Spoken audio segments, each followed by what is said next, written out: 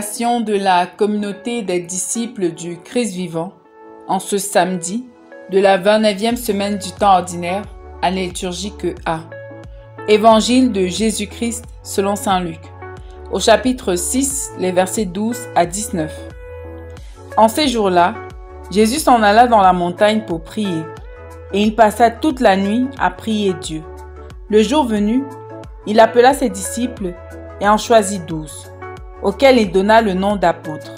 Simon, auquel il donna le nom de Pierre, André son frère, Jacques, Jean, Philippe, Barthélemy, Matthieu, Thomas, Jacques fils d'Alphée, Simon appelé le Zélote, Jude fils de Jacques et Judas Iscariote qui devint un traître. Jésus descendit de la montagne avec eux, et il s'arrêta sur un terrain plat. Il y avait là un grand nombre de ses disciples et une grande multitude de gens venus de toute la Judée, de Jérusalem et du littoral de Tyr et de Sidon. Ils étaient venus l'entendre et se faire guérir de leur maladie. Ceux qui étaient tourmentés par des esprits impurs retrouvaient la santé, et toute la foule cherchait à le toucher, parce qu'une force sortait de lui et les guérissait tous. Acclamons la parole de Dieu. Méditation. Bien-aimés dans le Seigneur, Dieu soit loué en tout temps. La liturgie de notre Église, à travers l'évangile qu'elle nous propose aujourd'hui, nous donne encore de méditer sur les contours de la mission. Dans ce texte, en effet, Jésus, après avoir passé toute la nuit à prier et à discerner, choisit ses disciples les plus proches, au nombre de 12, à qui il donna le nom d'apôtres. Cet acte du Christ nous amène à nous demander quelle différence existe-t-il réellement entre le disciple et l'apôtre. Après avoir établi cette différence, nous comprendrons sans aucun doute qu'il est nécessaire pour chaque chrétien de passer du statut du disciple à celui d'apôtre du Christ pour une Église toujours missionnaire, comme le souhaite ardemment le pape François dans Evangelii Gaudium. En vertu du baptême reçu, chaque membre du peuple de Dieu est devenu disciple missionnaire. Chaque baptisé, quelle que soit sa fonction dans l'Église et le niveau d'instruction de sa foi, est un sujet actif de l'évangélisation, et il serait inadéquat de penser à un schéma d'évangélisation utilisé pour des acteurs qualifiés où le reste du peuple fidèle serait seulement destiné à bénéficier de leurs actions. La nouvelle évangélisation doit impliquer que chaque baptisé soit protagoniste d'une façon nouvelle. Quelle différence entre le disciple et l'apôtre du Christ? Dans l'Évangile, le nombre des disciples du Christ était inestimable. Dans l'Évangile de Luc au chapitre 10, versets 1 à 24, l'on voit Jésus choisir 72 disciples et de les envoyer en mission. Cependant, les apôtres étaient au nombre de 12. Dans l'Évangile que nous venons d'écouter, Jésus appelle ses disciples et choisit particulièrement 12 d'entre eux et leur donne le nom d'apôtre. Qui est l'apôtre? L'apôtre est d'abord un disciple du Christ. On ne peut pas devenir apôtre sans être disciple. C'est bien parmi les disciples que le Christ a choisi les apôtres. Le mot disciple vient du latin discipulus, qui signifie élève, étudiant, celui qui apprend d'un maître.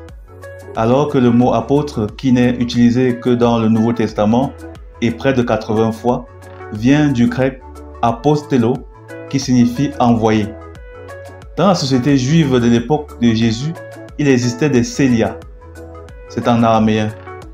Ces célias étaient des juifs envoyés dans la société pour collecter l'impôt pour le service du temple. Donc, les juifs utilisaient le terme célia pour dire apôtre. La spécificité de l'apôtre est bien qu'il est envoyé. Il est un missionnaire. Un apôtre est donc un disciple missionnaire. Un disciple qui n'est pas encore apôtre apprend du maître, mais n'est pas encore en mesure de l'accompagner, de le représenter dans sa mission.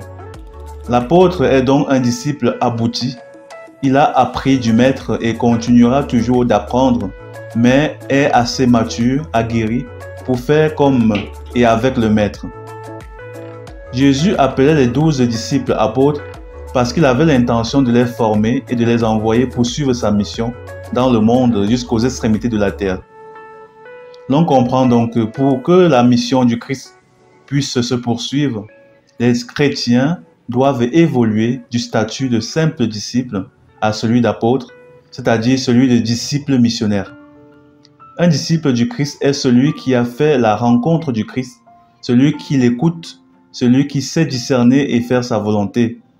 Un apôtre est un disciple qui a en plus la responsabilité d'aider l'Église à faire d'autres disciples, non seulement par son témoignage de vie qui parle et impacte son entourage, mais par une mission concrète d'évangélisation qu'il exerce dans l'Église. Il n'est pas possible, en fait, d'être vrai disciple sans être missionnaire, apôtre. L'apôtre connaît donc sa mission et est en train de l'accomplir de tout cœur. Il existe même un autre statut embryonnaire, celui de fidèle. Un fidèle se contente de dire oui aux données de la foi et pratique les rites d'une religion. Il vient à l'église tous les dimanches, respecte les différents rites et rituels de l'église, mais au fond, il n'a pas encore fait la rencontre du Christ. Il écoute la parole du Christ, mais ne la garde pas, ne se laisse pas transformer par elle.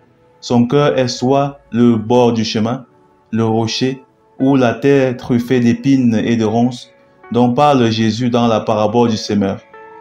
Celui-ci écoute la parole et reste insensible. Il est bon d'être fidèle du Christ, plus bénéfique encore d'être son disciple, mais mieux d'être son apôtre, son disciple missionnaire. Alors qu'en est-il de moi? Suis-je simple fidèle, disciple, ou suis-je apôtre du Christ? Prions. Ô Dieu notre Père, nous ne voulons plus être uniquement les fidèles de ton Christ. Il n'est même plus assez pour nous d'être ses disciples. Nous voulons être ses apôtres afin qu'il puisse compter pleinement sur nous pour faire parvenir son évangile jusqu'aux extrémités de la terre. Par le même Jésus-Christ notre Seigneur. Amen. Intercession. Nous te prions Seigneur de répandre de nouveau ton esprit dans ton Église afin que fortifiée, elle puisse se bâtir des disciples missionnaires animés par la flamme et la joie de l'annonce de l'Évangile.